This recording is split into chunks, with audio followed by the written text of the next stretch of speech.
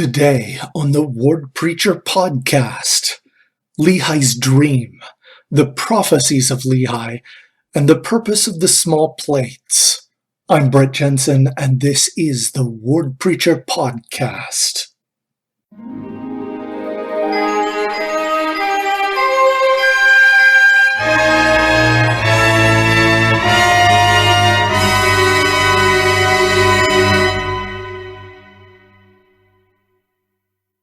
All right, we begin our Come Follow Me curriculum this week in 1 Nephi chapters 8 through 10.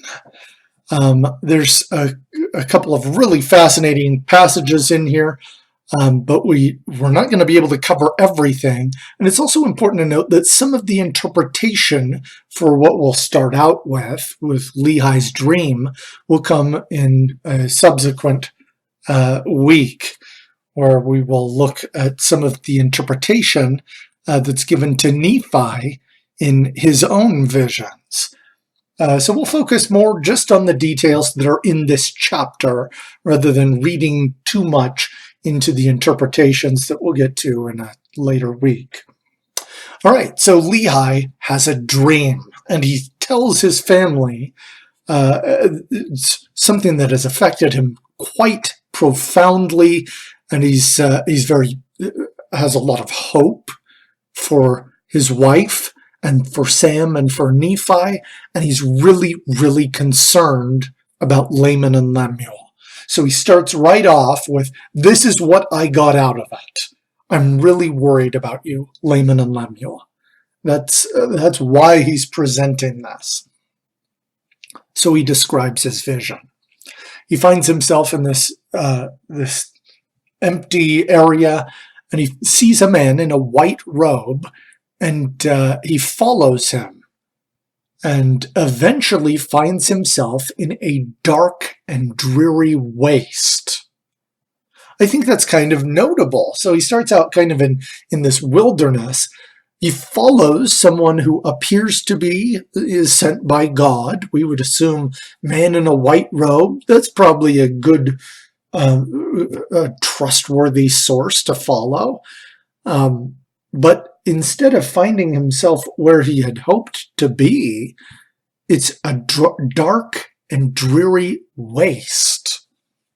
And I think that alone has some important distinctions, just at the very beginning, some important messages that we can get from that. There are people who think that when they follow the direction of the Spirit or the prophet, that they will immediately arrive in bliss, that's supposed to guarantee happiness. I open the scriptures and immediately I should feel a rush of endorphins, or I should feel really happy. And these people can become very frustrated when things do not immediately work out. Now, this concept is not unique to just what Lehi saw. Jesus taught something in a very similar way, also using symbolism, where he talked about various types of ground in his parable about the sower. There are some types of ground that allowed the seed to take root and grow, but other things got in the way, whether it's stones, or they fell among thorns, or by the wayside where they were immediately gobbled up by birds. Other things got in the way of them taking root, and when a problem arose, they could not stand.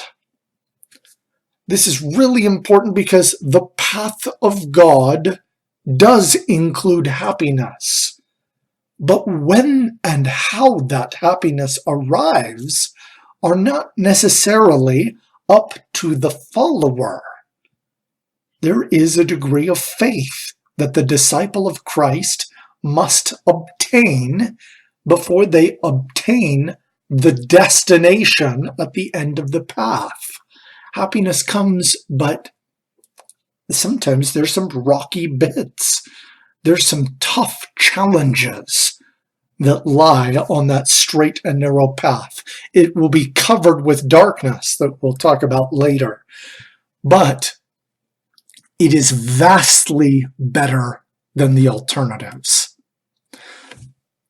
The key idea that we can take away from this thing that Lehi immediately sees, following this man, ending up in a waste. Jesus is not vicodin. He's not just there to make us feel good. He's there to help us become something more. And sometimes we have to walk a tough road to get there. Lehi does not despair in this situation. He prays for help as he's in this waste. And his prayer allows him to discover a large and spacious field. And he sees what he wants, his destination, a tree with sweet and white fruit. And he goes and partakes, and the fruit fills him with joy.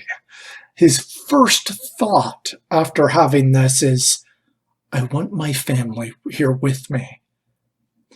And so he turns around and he's looking for his family, and he sees his wife and Sam and Nephi, and he calls to them.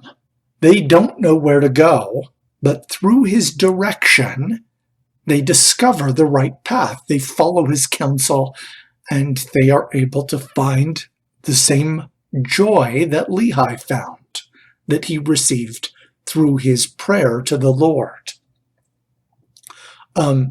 This directly corresponds, this tendency that Lehi had to, I have this now, I need to help others. This directly corresponds to the sentiment of God expressed in the Doctrine and Covenants, where he said, It becometh every man who hath been warned to warn his neighbor. Now, of course, he was also concerned about his other family members who were not there. And he looked around and he found a river of water, a river that at this point was not described, other than there was a headwater that Lehi was able to see, but nothing very clear about the river in this week's reading. Laman and Lemuel are by it, though. And they do not seem interested in partaking of the fruit. He calls to them, but they do not come. This is his sense of worry.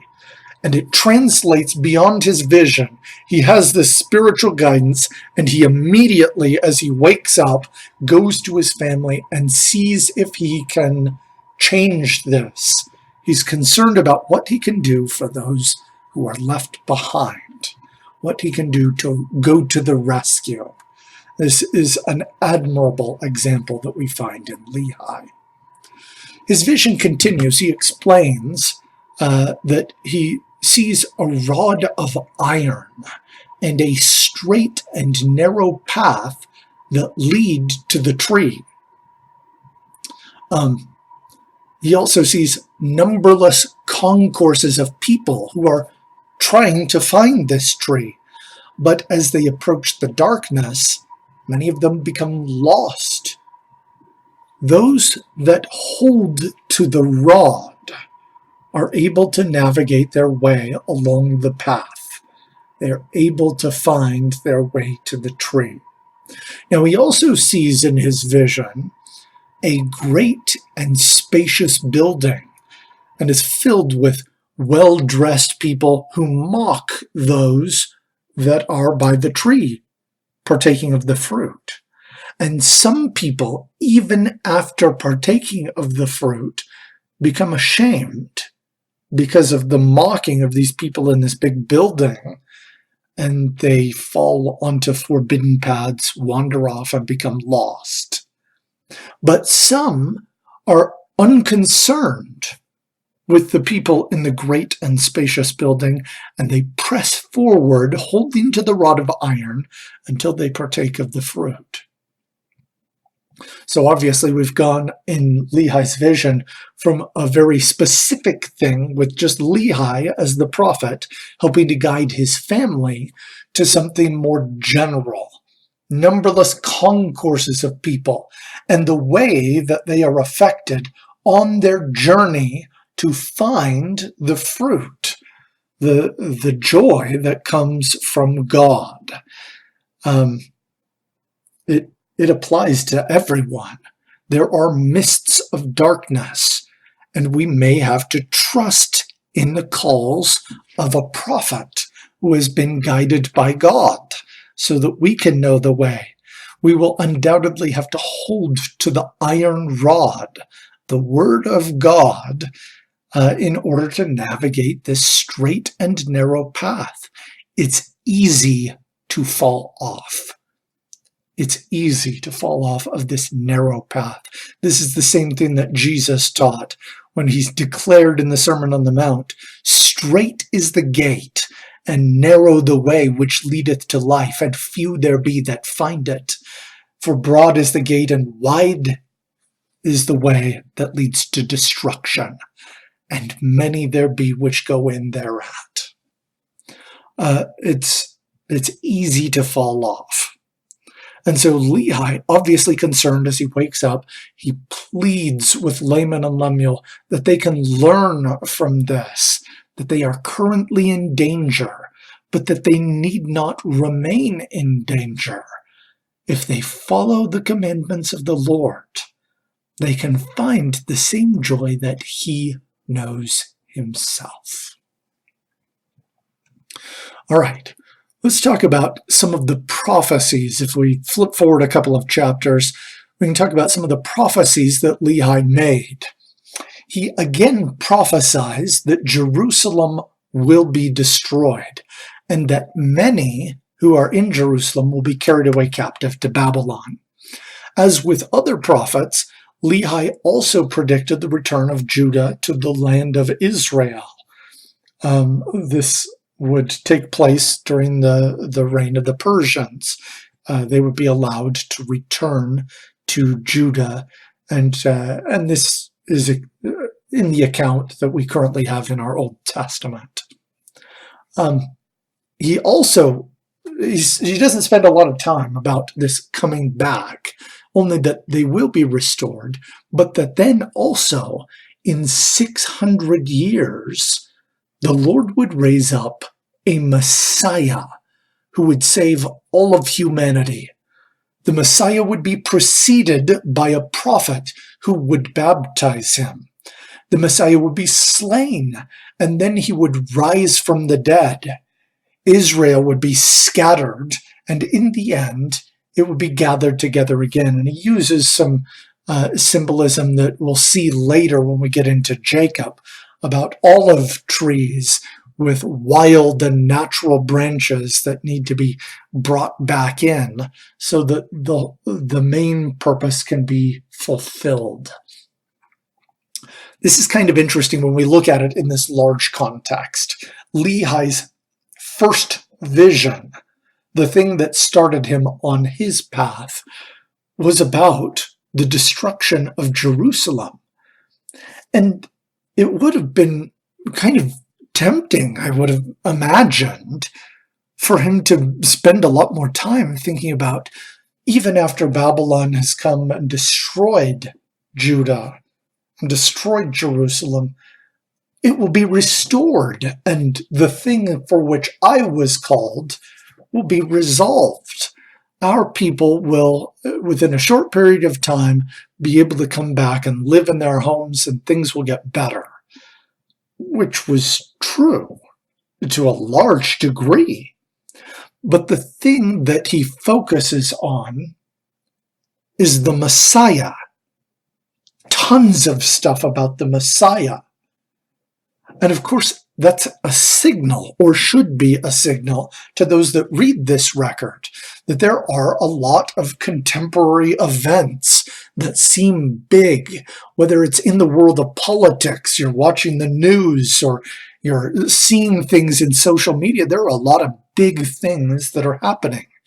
And it's not like they're unimportant. We don't want to just dismiss them and say citizenship is unimportant, hunker down in a bomb shelter under your house, and hope you don't catch the stupid. That's not the idea. We do have to live in the world, but the key to all of this, the one who is in the middle, is the Messiah. It's Jesus Christ, the one who will save all of humanity. The path, everything has led towards him coming. And everything now afterwards points back to his arrival, his sacrifice, his atonement. It is vital that we place Christ in the center of all that we do. What a vital lesson from the Book of Mormon. All right. Finally, if we flip back to the middle chapter in our reading, Nephi, it's not a very long chapter, but he spends a little bit talking about the purposes of the plates that he makes. And I'd like to read some of the verses. This is in 1 Nephi chapter 9, verses 2 through 6. And now, as I have spoken concerning these plates, behold, they are not the plates upon which I make a full account of the history of my people. For the plates upon which I make a full account of my people, I have given the name of Nephi. Wherefore they are called the plates of Nephi, after mine own name. And these plates are also called the plates of Nephi. Nevertheless, I have received a commandment of the Lord that I should make these plates for the special purpose that there should be an account engraven of the ministry of my people. Upon the other plates should be engraven an account of the reign of the kings and the wars and contentions of my people. Wherefore these plates are for the more part of the ministry, and the other plates are for the more part of the reign of the kings and the wars and contentions of my people. Wherefore the Lord hath commanded me to make these plates for a wise purpose in him, which purpose I know not. But the Lord knoweth all things from the beginning, wherefore he prepareth a way to accomplish all his works among the children of men. For behold, he hath all power unto the fulfilling of all his words. And thus it is. Amen. All right, so much later, after Nephi had written these words, some of the translation work of the Book of Mormon had been complete, 116 pages, but these pages became lost. They were captured by enemies of the prophet who were planning to discredit him. A redundant account of what had been there provided a method for providing the same ideas from a different perspective. And what that did was prevent the enemies of the church from preparing altered copies of the same work and claiming that Joseph was inconsistent and had made it up. This is actually not a new technique. This is similar to what happened in the days of Jeremiah, a contemporary of Lehi and Nephi. Some of his prophecies had been destroyed. He had given to his scribe a large number of prophecies. They had been read, and the king had taken them and burned them, thinking that would end the input of Jeremiah. But that didn't end his input at all. His scribe Baruch came back, and the lost record was recorded again, and other words were added to the book. This is similar to what we have. Nephi had written the same sorts of ideas and others from a different perspective, and his own perspectives that are included in them have been of great benefit to the readers. Imagine for those who are familiar with the Book of Mormon, if we did not have the testimony that Nephi gives in, for example, 2 Nephi 31, if we didn't have some of the testimony that we have about Adam fell that men might be, and men are that they might have joy, and that men are free according to the flesh to choose life and liberty, or captivity and death by the captivity of the devil. Imagine if we did not have those perspectives recorded by Nephi. It adds so much. These verses have been so meaningful because Nephi did what the Lord commanded, and because the Lord knew exactly what needed to happen.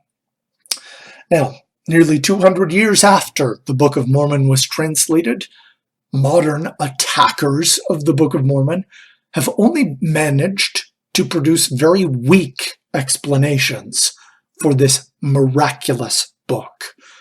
Some people insist of finding passages that are similar to the King James Version, that Joseph Smith copied everything out of the Bible, which of course does nothing to explain the consistency of the original material, the linguistic values of names, places, and poetic devices that show through the translation and numerous other evidences that are in the Book of Mormon and are not in the New Testament or the Old Testament.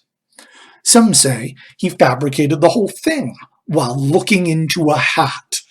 But really, that doesn't explain then where he got these passages. An uneducated farm boy who was poor managed to somehow quote from memory huge swaths of passages from Isaiah and other sources without any aid. And so ultimately, these explanations of a lot of these critics, they contradict one another. They can't stand together. Their goal is never to stand together. It's to get you to not read the Book of Mormon. The best explanation for the volume we now read is the one that Joseph Smith and the witnesses of the Book of Mormon corroborated. The witness that it came from God. From the time that it was engraved on plates to the time that it was translated by the prophet, God protected and preserved the record of the Book of Mormon. It confirms, its contents confirm that even centuries before he came, Jesus was always the plan for salvation. And the patterns of finding happiness in spite of darkness and confusion are the same today as they were when Lehi dreamed his dream. And only by persisting with the Word of God and heeding the counsel of inspired men can we fully obtain the joy that comes from God. We appreciate all the support for the Word Preacher podcast. Of course, there are other elements of our material that we did not cover. Please study independently. And next week, we will look at 1 Nephi chapters 11 through 15, focusing on the visions that Nephi receives, particularly those about the latter days. Of course, as you continue your reading, we invite you to study and consider carefully the words of the prophets and how they apply to you. As always, fight on.